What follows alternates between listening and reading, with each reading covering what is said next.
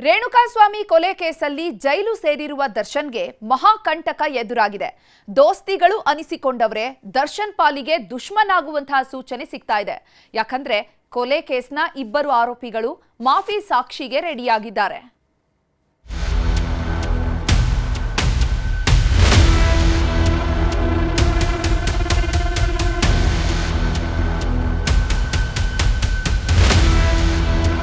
ಕಾಲ ಬಿಟ್ಟರು ಕರ್ಮ ಬಿಡಲ್ಲ ಅಂತಾರೆ. ಈ ಮಾತು ದರ್ಶನ್ ಬದುಕಲ್ಲಿ ಅಕ್ಷರಶಃ ನಿಜವಾಗ್ತಿದೆ. ಯಾಕಂದ್ರೆ ಕರ್ಮ ಅನ್ನೋದು ದಾಸನ ಬಾಳಲ್ಲಿ ಕಾಲು ಚಾಚ್ಕೊಂಡು ಕೂತಿದೆ. ಏನೇ ಮಾಡಿದ್ರೂ ಪಾಪದ ಕೊಡ ಖಾಲಿ ಆಗ್ತಿಲ್ಲ. ದೇವರು ದಿಂಡ್ರು ಅಂದ್ರೂ ಬಚಾವಾಗೋದಕ್ಕಾಗ್ತಿಲ್ಲ. ಒಂದರ ಮೇಲೊಂದರಂತೆ ಗಂಡಾಂತರ ಎದುರಾಗ್ತಾನೆ ಇದ್ದು ಇದೀಗ ದರ್ಶನ್ ಪಾಲಿಗೆ ಬರಸಿಡಿಲೊಂದು ಅಪ್ಪಳಿಸಿದೆ. ಜೊತೆಗೆ ಕೂತ್ಕೊಂಡು ಪಾರ್ಟಿ ಮಾಡಿದವರೇ ಈಗ ಕಂಟಕವಾಗುವ ಸೂಚನೆ ಕೊಡುತ್ತಿದ್ದಾರೆ. ಇಷ್ಟು ದಿನ ಆರೋಪಿಯಾಗಿದ್ದ ಇಬ್ಬರು ಮಾಫಿ ಸಾಕ್ಷಿ ಆಗುವುದಕ್ಕೆ ತುದಿಗಾಲಲ್ಲಿ ನಿಂತಿದ್ದಾರೆ. ಹೀಗಾಗಿ ದರ್ಶನ್ ಪಾಲಿಗೀಗ ತನ್ನ ಜೊತೆಗಿದ್ದವರೇ ಶತ್ರುಗಳಂತೆ ಕಾಣುವುದಕ್ಕೆ ಶುರುವಾಗಿದ್ದಾರೆ. ಜೈಲಲ್ಲಿರೋ ಕಾಟೇರನಿಗೆ ಮಾಫಿ ಕಂಟಕ. ರೇಣುಕಾಸ್ವಾಮಿ ಕೊಲೆ ಕೇಸ್ನಲ್ಲಿ ದರ್ಶನ್ ಜೈಲು ಸೇರಿ 2 ವರ್ಷವೇ ಆಗ್ತಾ ಬಂತು. ಯಾವಾಗ ಹೊರಬರ್ತಾರೆ ಅನ್ನೋದರ ಸುಳಿವೇ ಸಿಗ್ತಿಲ್ಲ. ಬರ್ತಾರೋ ಇಲ್ವೋ ಅದು ಸಹ ಗೊತ್ತಾಗ್ತಿಲ್ಲ. ಹೀಗಾಗಿ ಕೋರ್ಟ್ ಅಂಗಳದಲ್ಲಿ ತ್ವರಿತಗತಿಯ ವಿಚಾರಣೆ ಶುರುವಾಗಿದೆ. ಇಂಥ ಹೊತ್ತಲ್ಲೇ ದರ್ಶನ್ ಪಾಲಿಗೆ ದೊಡ್ಡದೊಂದು ಕಂಟಕ ಎದುರಾಗಿದೆ. ಕೊಲೆ ಪ್ರಕರಣದ A10 ಹಾಗೂ A14 ಆರೋಪಿಗಳು ಮಾಫಿ ಸಾಕ್ಷಿ ಆಗುವುದಕ್ಕೆ ತುದಿಗಾಲಲ್ಲಿ ನಿಂತಿದ್ದಾರೆ. ಹೀಗಾಗಿ ಇವತ್ತಿನ ವಿಚಾರಣೆಯಲ್ಲಿ ಇದೇ ಬಿಸಿ ಬಿಸಿ ಚರ್ಚೆಯಾಗಿದೆ. ಈಗಾಗಲೇ A14 ಪ್ರದೋಷ್ ಮಾಫಿ ಸಾಕ್ಷಿಗೆ ಕೋರ್ಟ್ ಒಪ್ಪಿಗೆ ಸೂಚಿಸಿದ್ದು ಸತ್ಯಾಸತ್ಯತೆ ಬಿಚ್ಚಿಡುವುದಕ್ಕೆ ಅವಕಾಶ ನೀಡಿದೆ. ಆದರೆ ಪ್ರದೋಷ್ ಜೊತೆಗೆ ಮತ್ತೊಬ್ಬ ಆರೋಪಿ ಕೂಡ ಮಾಫಿ ಸಾಕ್ಷಿ ಹೇಳುವುದಕ್ಕೆ ಮುಂದೆ ಬಂದಿದ್ದಾರೆ. ಈ ಸಂಬಂಧ ವಿನಯ್ ಕೂಡ ಅರ್ಜಿ ಸಲ್ಲಿಸಿದ್ದು ಸೋಮವಾರ ಕೋರ್ಟ್ ಆದೇಶ ನೀಡಲಿದೆ. ಆದರೆ ಮಾಫಿ ಸಾಕ್ಷಿಯ ನಡೆಗೆ ದರ್ಶನ್ ಪರ ವಕೀಲರು ಆಕ್ಷೇಪ ಎತ್ತಿದ್ದಾರೆ. ನಿನ್ನೆ ವಿಚಾರಣೆ ಮುಂದೂಡಿಕೆ ಆಗಿದ್ದಷ್ಟೇ ಗೊತ್ತು. ಮಾಫಿ ಸಾಕ್ಷಿ ಅರ್ಜಿ ಸಲ್ಲಿಕೆ ಬಗ್ಗೆ ಇವತ್ತು ಗೊತ್ತಾಗಿದೆ. ಎಸ್ಪಿಪಿ ವಾದ ಶುರು ಮಾಡಿದಾಗಲೇ ಗೊತ್ತಾಗಿರೋದು. ಯಾವುದೇ ಆರೋಪಿ ಕ್ಷಮಾದಾನ ಕೇಳಿದ ತಕ್ಷಣ ನೀಡಬಾರದು. ಮಾಫಿ ಸಾಕ್ಷಿ ಆಗಲು ಬಯಸುವ ಆರೋಪಿಯ ಹೇಳಿಕೆ ದಾಖಲಿಸಬೇಕು. ಇದು ಸಾಕ್ಷಿಗಳು ಕೊರತೆ ಇರುವ ಪ್ರಕರಣ ಅಲ್ಲ. ಸಾಕಷ್ಟು ಸಾಕ್ಷಿ ಇದೆ ಎಂದು ಪ್ರಾಸಿಕ್ಯೂಷನ್ ಹೇಳಿದೆ. ಆರೋಪಿ ಹೇಳಿಕೆ ದಾಖಲಿಸದೆ ಪ್ರಾಸಿಕ್ಯೂಷನ್ ಒಪ್ಪಿಗೆ ನೀಡಲು ಅವಕಾಶ ಇಲ್ಲ. ಮಾಫಿ ಸಾಕ್ಷಿ ಪ್ರಾಸಿಕ್ಯೂಷನ್ ಪರ ಇರಬಾರದು, ನ್ಯಾಯದ ಪರಾಗಿರಬೇಕು. ಮಾಫಿ ಸಾಕ್ಷಿ ಮೊದಲು ಕೋರ್ಟ್ನಲ್ಲಿ ಹೇಳಿಕೆ ಕೊಡಲಿ, ಪರಿಗಣಿಸಬೇಕಾ ಬೇಡವಾ ಅಂತ ಹೇಳಿಕೆ ನಂತರ ತೀರ್ಮಾನ. ಮಾಫಿ ಸಾಕ್ಷಿ ಅರ್ಜಿಗೆ ಆರೋಪಿಗಳು ಆಕ್ಷೇಪಣೆಯನ್ನ ಸಲ್ಲಿಸುವಂತಿಲ್ಲ. ಮಾಫಿ ಸಾಕ್ಷಿ ಪರಿಗಣಿಸಿದ ವಿಧಾನವನ್ನ ಮಾತ್ರ ಪ್ರಶ್ನಿಸಬಹುದು. ಮಾಫಿ ಸಾಕ್ಷಿಯ ಪಾತ್ರದ ಮೇಲೆ ಅರ್ಜಿ ಪರಿಗಣಿಸಬೇಕಿದೆ. ಆರೋಪಿ ಪ್ರಮುಖ ಆರೋಪಿಯೇ ಅಲ್ಲವೇ ಎಂಬುದು ಮುಖ್ಯ. ಕ್ಷಮಾದಾನ ಅರ್ಜಿ ಪರಿಗಣಿಸಲಿಕ್ಕೆ ಹಲವು ಷರತ್ತುಗಳಿವೆ. ಕೋಳಿ ಕೇಳಿ ಕಾರ ಅರಿಬೇಕಾ? ದರ್ಶನ್ ಪಾಲಿಗೆ ಮಾಫಿ ಸಾಕ್ಷಿ ಕಂಟಕವಾಗುವ ಸೂಚನೆ ಸಿಗ್ತಿದೆ. ಹಾಗಾದ್ರೆ ಈ ಮಾಫಿ ಸಾಕ್ಷಿ ಅಂದ್ರೆ ಏನು ಅಂತ ನೋಡೋದಾದ್ರೆ, ಅಪರಾಧ ಕೃತ್ಯದಲ್ಲಿ ಭಾಗಿಯಾಗಿದ್ದ ವ್ಯಕ್ತಿಯು ತನ್ನ ತಪ್ಪನ್ನ ಒಪ್ಪಿಕೊಂಡು ಮತ್ತೊಬ್ಬ ಆರೋಪಿಯ ಕೃತ್ಯದ ಬಗ್ಗೆ ಸಾಕ್ಷಿ ಹೇಳುವುದು. ಇದು ಐ ವಿಟ್ನೆಸ್ ಆಗಲಿದ್ದು ನ್ಯಾಯಾಲಯದ ಅನುಮತಿಯೊಂದಿಗೆ ಪ್ರಕರಣದ ಸತ್ಯಾಂಶಗಳನ್ನು ಬಹಿರಂಗಪಡಿಸುವ ಸಾಕ್ಷಿದಾರನಾಗಿರುತ್ತಾನೆ. ದೊಡ್ಡ ದೊಡ್ಡ ಅಪರಾಧ ಪ್ರಕರಣಗಳಲ್ಲಿ ಪ್ರಮುಖ ಆರೋಪಿಗಳ ವಿರುದ್ಧ ಸಾಕ್ಷ್ಯ ಒದಗಿಸಲು ಮಾಫಿ ಸಾಕ್ಷಿಯನ್ನ ಬಳಸಲಾಗುತ್ತದೆ. ಮಾಫಿ ಸಾಕ್ಷಿಯ ಹೇಳಿಕೆ ಇತರೆ ಸಾಕ್ಷ್ಯಗಳೊಂದಿಗೆ ಹೊಂದಿಕೆಯಾಗಬೇಕು.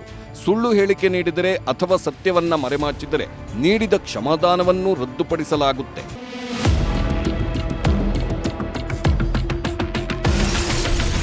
ಪ್ರದೋಷ್ಗೂ ದರ್ಶನ್ಗೂ ಪಟ್ಟಣಗೆರೆ ಶೆಡ್ ಲಿಂಕ್.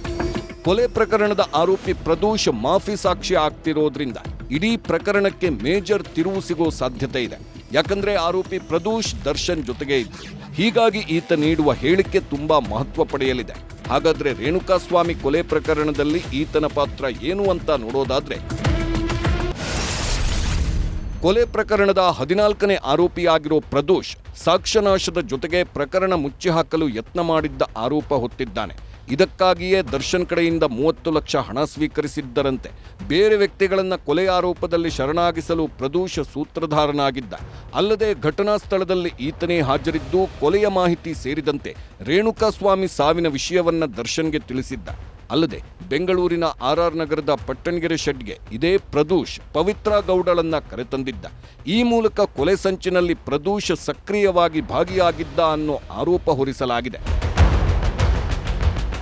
ಆದರೆ ಇದರಲ್ಲಿ ಒಳಗಡೆ ಹೋಗಿ ಬೇಲಾಗಿ ಮತ್ತೆ ಒಳಗಡೆ ಹೋಗ್ಬೇಕಂತ ಪರಿಸ್ಥಿತಿಯಲ್ಲಿ ಏನಾಗ್ತದೆ, ಅವರೆಲ್ಲ ಎಲ್ಲ ಒಬ್ರಿಗೊಬ್ರಿಗೆ ವೈಮನಸ್ಸುಗಳು ಬಂದು ದೂರ ಆಗಿಬಿಡ್ತಾರೆ.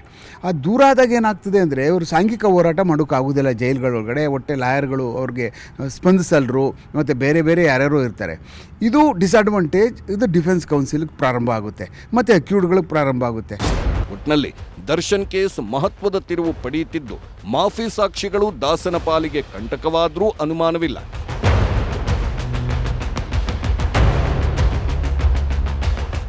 Manjunath N, crime bureau, news 18. ಕರಾವಳಿ ಹಾಗೂ ಮಲೆನಾಡಿನಲ್ಲಿ ಸುನಾಮಿ ಎಬ್ಬಿಸಿದ ಮಳೆರಾಯ ತಣ್ಣಗಾಗಿದ್ದಾನೆ. ಎಲ್ಲಾ ಕಡೆ ಮಳೆ ತಣ್ಣಗಾಗಿದೆ, ಆದರೆ ಮಳೆಯ ಅವಾಂತರ ಮಾತ್ರ ನಿಲ್ತಿಲ್ಲ. ಶಿವಮೊಗ್ಗದಲ್ಲಿ ಮೇಲಿಂದ ಮೇಲೆ ಸಂಕಷ್ಟಗಳು ಎದುರಾಗ್ತಾ ಇದ್ದು, ನೂತನ ಸಚಿವರು ಬರ ಅಧ್ಯಯನಕ್ಕಿಳಿದಿದ್ದಾರೆ.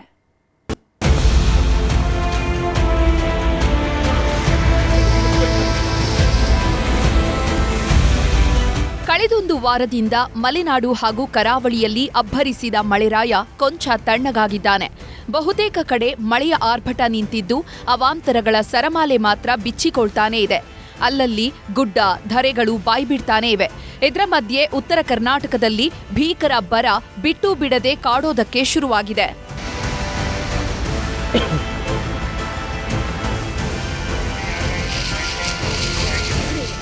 ಮಲೆನಾಡಿನಲ್ಲಿ ಇಷ್ಟು ದಿನ ಅಬ್ಬರಿಸಿ ಬೊಬ್ಬಿರಿದ ವರುಣದೇವ ಇಂದಿನಿಂದ ಸೈಲೆಂಟ್ ಆಗಿದ್ದಾನೆ. ಮಳೆಯ ಪ್ರಮಾಣ ಕಮ್ಮಿಯಾದ್ರೂ ಅವಾಂತರಗಳು ಮಾತ್ರ ನಿಲ್ತಿಲ್ಲ. ಹೊಸನಗರ ತಾಲೂಕಿನ ದೊಡ್ಡಿನಗದ್ದೆಯಲ್ಲಿ ಭಾರೀ ಪ್ರಮಾಣದ ಧರೆ ಕುಸಿತವಾಗಿದೆ. ವೀರಪ್ಪಗೌಡ ಎನ್ನುವವರ ಮನೆ ಪಕ್ಕದಲ್ಲೇ ಧರೆ ಕುಸಿದ ಪರಿಣಾಮ ಜೀವ ಭಯ ಶುರುವಾಗಿತ್ತು. ಈ ಬಗ್ಗೆ ನ್ಯೂಸ್ 18 ಕನ್ನಡ ವರದಿ ಪ್ರಸಾರ ಮಾಡ್ತಾ ಇದ್ದಂತೆ ಶಾಸಕರು ಎಂಟ್ರಿ ಕೊಟ್ಟಿದ್ದಾರೆ. ಘಟನಾ ಸ್ಥಳಕ್ಕೆ ಭೇಟಿ ನೀಡಿದ ಶಾಸಕ ಆರಗ ಜ್ಞಾನೇಂದ್ರ ಸಂತ್ರಸ್ತರನ್ನ ಬೇರೆ ಕಡೆ ಶಿಫ್ಟ್ ಮಾಡಿದ್ದಾರೆ.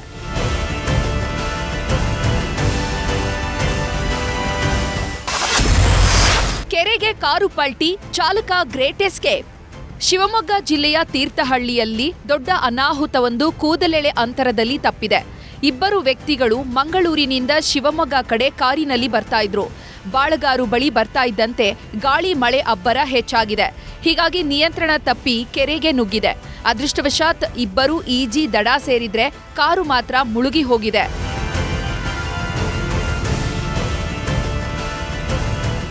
ಮಲೆನಾಡು ಮಳೆಯ ಪರಿಣಾಮ ವಿಶ್ವವಿಖ್ಯಾತ ಜೋಗ ಮೈದುಂಬಿ ಹರಿತಾ ಇದೆ.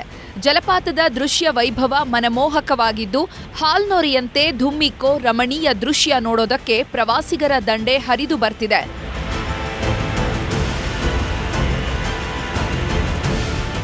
ಇನ್ನು ಚಿಕ್ಕಮಗಳೂರಿನಲ್ಲಿ ಮಳೆ ಕಡಿಮೆಯಾದ್ರೂ ಗಾಳಿ ಅಬ್ಬರ ಮಾತ್ರ ನಿಲ್ತಿಲ್ಲ. ಮುಳ್ಳಯ್ಯನಗಿರಿ ರಸ್ತೆಯಲ್ಲಿ ಅಡ್ಡಲಾಗಿ ಬೃಹತ್ ಮರವೊಂದು ಉರುಳಿ ಬಿದ್ದಿದ್ದು, ಅದೃಷ್ಟವಶಾತ್ ಟಿಟಿ ವಾಹನದಲ್ಲಿ ಇದ್ದ ಪ್ರವಾಸಿಗರು ಗ್ರೇಟ್ ಎಸ್ಕೇಪ್ ಆಗಿದ್ದಾರೆ.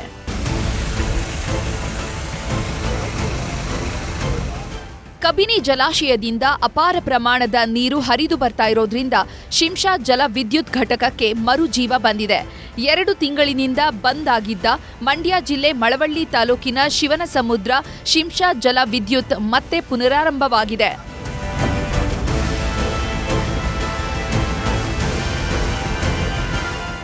ಭಾರೀ ಮಳೆ ಹಿನ್ನೆಲೆ ಯಾದಗಿರಿ ಜಿಲ್ಲೆಯ ಭೀಮಾ ನದಿ ಅಪಾಯ ಮಟ್ಟ ಮೀರಿ ಹರಿತಿದೆ. ಗುರುಸುಣಗಿ ಬ್ರಿಡ್ಜ್ ಕಮ್ ಬ್ಯಾರೇಜ್ನಿಂದ ಭೀಮಾ ನದಿಗೆ 1 ಲಕ್ಷ ಕ್ಯೂಸೆಕ್ ನೀರು ಬಿಡುಗಡೆ ಮಾಡಲಾಗಿದೆ. ಬ್ರಿಡ್ಜ್ನ 19 ಗೇಟ್ಗಳನ್ನು ಓಪನ್ ಮಾಡಿರೋದ್ರಿಂದ ಭೀಮಾ ನದಿ ಪಾತ್ರದ ಜನ ಸುರಕ್ಷಿತ ಸ್ಥಳಕ್ಕೆ ತೆರಳುವಂತೆ ಜಿಲ್ಲಾಡಳಿತ ಸೂಚನೆ ನೀಡಿದೆ. ಇಷ್ಟು ದಿನ ಏನು ಬರಿದಾಗಿದ್ದಂತಹ ಭೀಮಾ ನದಿ ಈಗ ಉಕ್ಕಿ ಹರಿತಾ ಇದೆ, ಅಪಾಯ ಮಟ್ಟ ಮೀರಿ ಹರಿತಾ ಇದೆ ಅಂತ ಹೇಳಬೇಕಾಗುತ್ತೆ. ನಾವು ದೃಶ್ಯಾವಳಿಗಳಲ್ಲಿ ನಿಮ್ಮನ್ನು ತೋರಿಸ್ತೀವಿ. ಇವಾಗ ನೋಡ್ಬೋದು ನೀವು, ಗುರುಸುಣಿಗೆ ಬ್ರಿಡ್ಜ್ ಕಮ್ ಬ್ಯಾರೇಜಿನ ಏನು 19 ಗೇಟ್ಗಳನ್ನು ಓಪನ್ ಮಾಡಿ 1 ಲಕ್ಷ ಕ್ಯೂಸೆಸ್ ನೀರನ್ನು ಭೀಮಾ ನದಿಗೆ ಬಿಡಲಾಗ್ತಾ ಇದೆ. ಆ ಹಿನ್ನೆಲೆಯಲ್ಲಿ ಅಪಾಯ ಮಟ್ಟ ಮೀರಿ ಭೀಮಾ ನದಿ ಹರಿತಾ ಇದೆ. ಜನರಿಗೂ ಕೂಡ ಏನು ಜಿಲ್ಲಾಡಳಿತದಿಂದ ಸೂಚನೆಯನ್ನು ನೀಡಲಾಗಿದೆ, ಯಾರೂ ಕೂಡ ನದಿ ಪಾತ್ರಕ್ಕೆ ಹೋಗಬಾರ್ದು, ಏನು ಅಪಾಯ ಮಟ್ಟ ಮೀರಿ ಭೀಮಾ ನದಿ ಹರಿತಾ ಇದೆ. ಹಾಗಾಗಿ ಜಾನುವಾರುಗಳನ್ನು ನದಿ ಪಾತ್ರಕ್ಕೆ ಹೋಗಬಾರ್ದು, ಯಾರು ಕೂಡ ದನಕರುಗಳನ್ನು ಕೂಡ ನದಿ ಪಾತ್ರದಲ್ಲಿ ಬಿಡಬಾರ್ದು ಅಂತೇಳಿ ಜಿಲ್ಲಾಡಳಿತ ಡಂಗೂರವನ್ನು ಸಾರಿ ಸೂಚನೆಯನ್ನು ಕೂಡ ನೀಡಲಾಗಿದೆ. ಇನ್ನೊಂದು ಪ್ರಮುಖವಾದ ವಿಷಯ ಹೇಳಬೇಕು ಏನಂತಂದರೆ, ಭೀಮಾ ನದಿ ಉಕ್ಕಿ ಹರಿತಾ ಇರೋದ್ರಿಂದ ಭೀಮಾ ನದಿ ದಡದಲ್ಲಿರ್ತಕ್ಕಂತಹ ಗದ್ದೆಗಳಿಗೆ ನೀರು ನುಗ್ಗುತ್ತವೆ ಅಂತಕ್ಕಂತಹ ಭಯ ಕೂಡ ರೈತರಲ್ಲಿ ಕಾಡ್ತಾ ಇದೆ ಅಂತ ಹೇಳಬೇಕಾಗುತ್ತೆ. ಕಬಿನಿ ಜಲಾಶಯದ ಒಳಹರಿವಿನಲ್ಲಿ ದಿಢೀರ್ ಇಳಿಕೆ. ಆಗಸ್ಟ್ ತಿಂಗಳ ಕೊನೆಯಲ್ಲಿ ಸುರಿದ ಮಳೆಗೆ ಕಬಿನಿಗೆ ಭಾರೀ ಪ್ರಮಾಣದ ನೀರು ಹರಿದು ಬಂದಿತ್ತು. ಕೇರಳದ ಮಳೆಯ ಹೊಡೆತಕ್ಕೆ ಕಬಿನಿ ಡ್ಯಾಂ ಕೂಡ ತುಂಬಿ ತುಳುಕ್ತಾ ಇತ್ತು. ಆದ್ರೀಗ ಕಬಿನಿ ಜಲಾಶಯದ ಒಳಹರಿವಿನಲ್ಲಿ ದಿಢೀರ್ ಇಳಿಕೆಯಾಗಿದೆ. ಡ್ಯಾಂನ ಒಳಹರಿವು 30,000 ಕ್ಯೂಸೆಕ್ನಿಂದ 19,500 ಕ್ಯೂಸೆಕ್ಗೆ ಇಳಿಕೆಯಾಗಿದ್ದು, ಹೊರಹರಿವು ಕೂಡ 27,000 ಕ್ಯೂಸೆಕ್ನಿಂದ 7,000ಕ್ಕೆ ಇಳಿಕೆಯಾಗಿದೆ.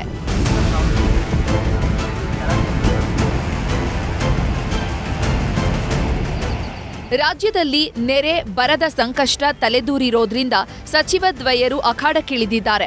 ಸಚಿವ ಶಿವರಾಜ್ ತಂಗಡಗಿ ಕೊಪ್ಪಳದ ರಾಜೂರಿನಲ್ಲಿ ಬರ ವೀಕ್ಷಣೆ ಮಾಡಿದ್ರೆ, ಸಂತೋಷ್ ಲಾಡ್ ಧಾರವಾಡದ ಹಾರೋಬೆಳವಡಿಯಲ್ಲಿ ರೈತರ ಸಮಸ್ಯೆ ಆಲಿಸಿದ್ರು. ಈ ವೇಳೆ ಒಣಗಿದ ಬೆಳೆ ತೋರಿಸಿದ ಅನ್ನದಾತರು ಸರ್ಕಾರದ ವಿರುದ್ಧ ಕಿಡಿಕಾರಿದ್ರು. ಇನ್ನು ಚಾಮರಾಜನಗರದಲ್ಲಿ ಸಚಿವ ಪುಟ್ಟರಂಗಶೆಟ್ಟಿ ಕೂಡ ಬರ ಅಧ್ಯಯನ ನಡೆಸಿದ್ದಾರೆ.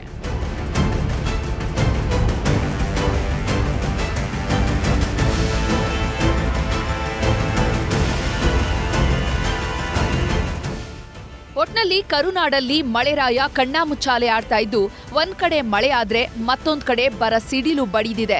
Bureau report, news 18.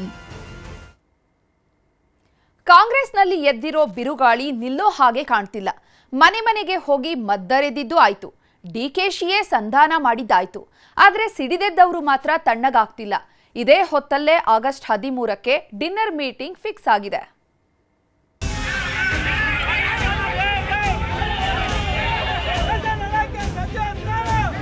ಸಂಪುಟ ವಿಸ್ತರಣೆ ಬಳಿಕ ಭುಗಿಲೆದ್ದಿರುವ ಬಂಡಾಯದ ಬೆಂಕಿ ಆರಿಸಲು ಹೈಕಮಾಂಡ್ ನಾಯಕರೇ ಖುದ್ದು ಎಂಟ್ರಿ ಕೊಟ್ಟಿದ್ದಾರೆ. ಖುದ್ದು ಉಸ್ತುವಾರಿ ಸುರ್ಜೇವಾಲಾ, ಮುಖ್ಯಮಂತ್ರಿ ಡಿಕೆ ಶಿವಕುಮಾರ್, ಕೆಪಿಸಿಸಿ ಅಧ್ಯಕ್ಷ ಬಿಕೆ ಹರಿಪ್ರಸಾದ್ ಮನೆ ಮನೆಗಳಿಗೂ ಹೋಗಿ ಶಮನ ಮಾಡೋ ಸರ್ಕಸ್ ಮಾಡುತ್ತಿದ್ದಾರೆ. ಆದರೂ ದಿನದಿಂದ ದಿನಕ್ಕೆ ಬಂಡಾಯ ಹೆಚ್ಚುತ್ತಲೇ ಇದೆ. ಕೆಲವರು ಸುಮ್ಮನಾದ್ರೆ ಇನ್ನು ಕೆಲವರು ಬೀದಿಗಿಳಿದಿದ್ದಾರೆ. ಬ್ಯಾಡಗಿ ಶಾಸಕ ಬಸವರಾಜ ಶಿವಣ್ಣನವರ ಅಭಿಮಾನಿಗಳು ಹಾಗೂ ಕುರುಬ ಸಂಘ ಪ್ರತಿಭಟನಾ ಮೆರವಣಿಗೆ ನಡೆಸಿದ್ದಾರೆ. ರಾಹುಲ್ ಗಾಂಧಿ ಅವರಿಗೆ ಗೊತ್ತಿಲ್ಲ, ಸುರ್ಜೇವಾಲರ ಮುಖಾಂತರ ಬಂದಂಥ ಅಭ್ಯರ್ಥಿ ಅದು ಹೆಂಗೆ ಬಂತು ಏನು ಬಂತು ನಮಗೂ ಗೊತ್ತಿಲ್ಲ. ಇದೆಲ್ಲ ಪ್ರಕ್ರಿಯೆ ಮುಗಿದಿಂದಾಗ ನಿಮಗೆ ಎಲ್ಲಿಂದ ತಪ್ಪಿತು, ಹೆಂಗೆ ತಪ್ಪಿತು ಅನ್ನೋದು ಕೊನೆಗೆ ಹೇಳ್ತಾರೆ. ಮತ್ತೊಂದು ಕಡೆ ಬಂಗಾರಪೇಟೆಯಲ್ಲಿ ಎಸ್ಎನ್ ನಾರಾಯಣಸ್ವಾಮಿ ಪರ ಬೆಂಬಲಿಗರ ಸಿಟ್ಟು ತಣ್ಣಗಾಗಿಲ್ಲ. ಬಂಗಾರಪೇಟೆ ಬಂದ್ ಮಾಡಿ ಬೃಹತ್ ಪ್ರತಿಭಟನೆ ನಡೆಸಿದ್ದಾರೆ. ನಂತರ ಅಂಬೇಡ್ಕರ್ ಪುತ್ಥಳಿ ಎದುರು ಕಪ್ಪು ಪಟ್ಟಿ ಧರಿಸಿ ಕಾಂಗ್ರೆಸ್ ಹೈಕಮಾಂಡ್ ವಿರುದ್ಧ ಅಸಮಾಧಾನ ಹೊರಹಾಕಿದ್ರು. ಕೋಲಾರ, ಚಿಕ್ಕಬಳ್ಳಾಪುರ ಜಿಲ್ಲೆಗೆ ಅನ್ಯಾಯ ಎಂದು ದೂರಿದ್ದು ನಾರಾಯಣಸ್ವಾಮಿ ಅವರು ಬೇಸರದಿಂದಲೇ ರಾಜ್ಯ ನಾಯಕತ್ವವನ್ನು ಪ್ರಶ್ನಿಸಿದ್ದಾರೆ. ಇವತ್ತು ನಾವು ಯಾಕೆ ಅವನ್ನ ಅಕ್ಸೆಪ್ಟ್ ಮಾಡಲಿಲ್ಲ? ಯಶವಂತರಾಯಗೌಡರವರು ರಾಜೀನಾಮೆ ಕೊಟ್ಟು 3 ಸಾವಿರ ಯಾಕೆ ಅಕ್ಸೆಪ್ಟ್ ಮಾಡಲಿಲ್ಲ ನೀವು? ಆದರೆ ಯಾವ ಶಾಸಕರು ರಾಜೀನಾಮೆ ಕೊಟ್ಟ ತಕ್ಷಣ ತಗೊಳ್ತಾ ಹೋದರೆ ಇವತ್ತು ಆಯ್ತಪ್ಪ 20 ಜನ ಕೊಡ್ತಾರೆ, ತಗೊಳ್ಳೋಕ್ಕೆ ಸಾಧ್ಯ ಇದೆಯಾ? ಬಂಡಾಯದ ಬೆಂಕಿ ಆರಿಸಲು SSH ಸೂತ್ರ, ಮುನಿಸ್ಕೊಂಡವರ ಮನೆಗಳಲ್ಲೇ ಮದ್ದು. ಸಚಿವ ಸಂಪುಟ ವಿಸ್ತರಣೆ ಬಳಿಕ ಎದುರಾಗಿರುವ ಸಂಕಷ್ಟದಿಂದ ಪಾರಾಗಲು ಮಿಡ್ನೈಟ್ ಸಭೆಗಳೂ ನಡೆದಿವೆ. HK ಪಾಟೀಲ್ ಭೇಟಿಯಾದ ಸುರ್ಜೇವಾಲಾ ಸಮಾಧಾನ ಮಾಡುವ ಪ್ರಯತ್ನ ಮಾಡಿದ್ರು. ಆದರೆ ಆ ಸಭೆಯಲ್ಲಿ ಏನಾಯ್ತು ಅನ್ನೋದೇ ಸಸ್ಪೆನ್ಸ್ ಆಗಿದೆ. ಬೆಳಿಗ್ಗೆ HK ಪಾಟೀಲ್ರನ್ನ ದಿನೇಶ್ ಗುಂಡೂರಾವ್ ಭೇಟಿ ಮಾಡಿದ್ರು. ಇಬ್ಬರ ನಡುವಿನ ಚರ್ಚೆ ಕುತೂಹಲ ಕೆರಳಿಸಿದೆ. ಸಂಪುಟ ವಿಸ್ತರಣೆಯನ್ನ ಹೊಸದಾಗಿ ಮಾಡಿದ್ದಾರೆ ಅಂತಿದ್ದಾರೆ. ಆದರೆ ಅದು ಯಾವ ಮಾನದಂಡದಲ್ಲಿ ಮಾಡಿದ್ದಾರೋ ಗೊತ್ತಿಲ್ಲ. ಒಂಥರ ವಿಚಿತ್ರವಾಗಿ ಮಾಡಿದ್ದಾರೆ. ಯಾವತ್ತಿಗೂ ಈ ರೀತಿ ಆಗಿಲ್ಲ ಎಂದು ಸಂಪುಟ ವಿಸ್ತರಣೆ ನಿರ್ಧಾರಕ್ಕೆ ಅಸಮಾಧಾನ ಹೊರಹಾಕಿದ್ದಾರೆ. ಇನ್ನೊಂದು ಕಡೆ ಸಚಿವ ಸ್ಥಾನ ಕೈತಪ್ಪಿದ್ದಕ್ಕೆ ಹೊಸದುರ್ಗ ಶಾಸಕ ಬಿಜಿ ಗೋವಿಂದಪ್ಪ ಬೇಸರಗೊಂಡಿದ್ದಾರೆ. ಹೀಗಾಗಿ ಚಿತ್ರದುರ್ಗದ ಬೆಲಗೂರು ಗ್ರಾಮದಲ್ಲಿರುವ ಗೋವಿಂದಪ್ಪ ಮನೆಗೆ ಸಚಿವ ಟಿ ರಘುಮೂರ್ತಿ ಭೇಟಿ ನೀಡಿ ಮನವೊಲಿಸುವ ಪ್ರಯತ್ನ ಮಾಡಿದ್ರು. ಬಳಿಕ ಮಾತನಾಡಿದ ಗೋವಿಂದಪ್ಪ, ಬಹಳ ವರ್ಷಗಳಿಂದ ಪಕ್ಷ ಕಟ್ಟಿದ್ದೇವೆ, ಪಕ್ಷ ಬಿಡುವುದಕ್ಕೂ ನಮಗೆ ಬರಲ್ಲ ಎಂದರು. ಮತ್ತೊಂದು ಕಡೆ ಮುಧೋಳ ನಗರದಲ್ಲಿರುವ ಮಾಜಿ ಸಚಿವ RB ತಿಮ್ಮಾಪುರ ಮನೆಗೆ ನೂತನ ಸಚಿವ ವಿಜಯಾನಂದ ಕಾಶಪ್ಪನವರು ಭೇಟಿ ಕೊಟ್ಟಿದ್ದರು. ತಿಮ್ಮಾಪುರ ನಂಜಯ್ಯನಮಠ ಆಡಿಯೋ ವೈರಲ್ ಆದ ಬೆನ್ನಲ್ಲೇ ಈ ಭೇಟಿ ಮಹತ್ವ ಪಡೆದುಕೊಂಡಿತ್ತು. ತಿಮ್ಮಾಪುರ ಜೊತೆ ಕುಳಿತು ಕೆಲ ಹೊತ್ತು ಚರ್ಚೆ ನಡೆಸಿದ ಕಾಶಪ್ಪನವರು ಮಾಜಿ ಸಚಿವರನ್ನ ಹಾಡಿ ಹೊಗಳಿದ್ರು. August 13 mega dinner meeting. ಅಧಿವೇಶನದ ದಿನವೇ ಮುಹೂರ್ತ ಫಿಕ್ಸ್. ಸಂಧಾನದ ಬಳಿಕವೂ ಶಮನವಾಗದ ಶಾಸಕರ ಸಿಟ್ಟು. ಸಿಎಂ ಡಿಕೆ ಶಿವಕುಮಾರ್ ಸುರ್ಜೇವಾಲಾ ಮನವೊಲಿಕೆ ಧಿಕ್ಕರಿಸಿ ಸಭೆ ಸೇರುತ್ತಿದ್ದಾರೆ. ಸಮಾನ ಮನಸ್ಕರ ಸಭೆ ನೆಪದಲ್ಲಿ ಆಗಸ್ಟ್ 13ರಂದು ಅಸಮಾಧಾನಿತರ ಡಿನ್ನರ್ ಮೀಟಿಂಗ್ ಕರೆಯಲಾಗಿದೆ. ಎಚ್.ಕೆ. ಪಾಟೀಲ್, ಟಿ.ಬಿ. ಜಯಚಂದ್ರ ನೇತೃತ್ವದಲ್ಲಿ ಸಭೆ ನಡೆಯಲಿದ್ದು, ಡಿನ್ನರ್ ಸಭೆಯಲ್ಲಿ ತಮ್ಮ ಮುಂದಿನ ನಡೆ ಬಗ್ಗೆ ಚರ್ಚೆ ಆಗುವ ಸಾಧ್ಯತೆಗಳಿವೆ. ಇಷ್ಟೆಲ್ಲ ಆದರೂ ಕೂಡ ಪಕ್ಷದಲ್ಲಿ ಎಲ್ಲವೂ ಸರಿಯಾಗೇ ಇದೆ ಅಂತಾರೆ ಮುಖ್ಯಮಂತ್ರಿ ಡಿ.ಕೆ. ಶಿವಕುಮಾರ್. ಈ ಎಲ್ಲ ಬೆಳವಣಿಗೆಗಳ ಮಧ್ಯೆಯೇ ನೂತನ ಸಚಿವರಿಗೆ ಇಂದೇ ಖಾತೆ ಹಂಚಿಕೆಯಾಗುವ ಸಾಧ್ಯತೆಗಳಿವೆ. ಯಾವ ಸಚಿವರಿಗೆ ಯಾವ ಖಾತೆ ಕೊಡಬೇಕೆಂದು ಇಂದೇ ಫೈನಲ್ ಆಗಲಿದೆ. ಯಾವುದೇ ಖಾತೆ ನೀಡಿದ್ರೂ ನಿರ್ವಹಿಸುವಂತೆ ಈಗಾಗಲೇ ಸಿಎಂ ಸೂಚನೆ ಕೊಟ್ಟಿದ್ದು, ಖಾತೆ ಹಂಚಿಕೆಯ ನಂತರ ಹೊಸದಾಗಿ ಖಾತೆಗಳು ಬರದಂತೆ ಎಚ್ಚರಿಕೆ ವಹಿಸಲಾಗಿದೆ.